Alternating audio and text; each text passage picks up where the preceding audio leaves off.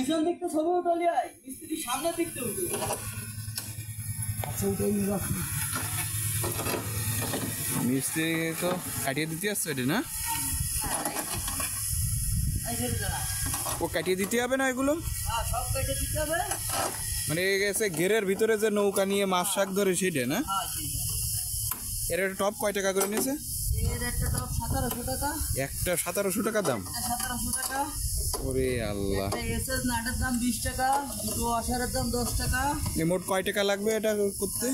7,500 টাকার মতো খরচ আসছে কমপ্লিট করে। কমপ্লিট করে 7,500।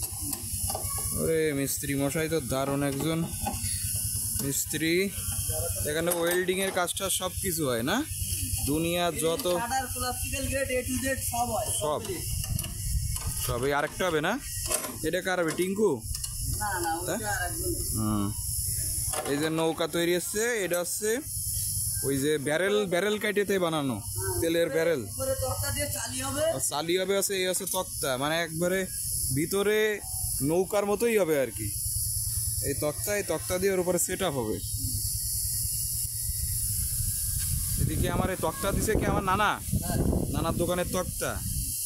হ্যাঁ নাট কেটে দিয়ে লেভেল করে দেওয়া হবে, সুন্দর করে দেওয়া হবে। টিঙ্কু কি ছিলি সহযোগিতায়? ওকে ও বাঁশ কাটতেছি। এখন হবে এই সব নাট কাটা।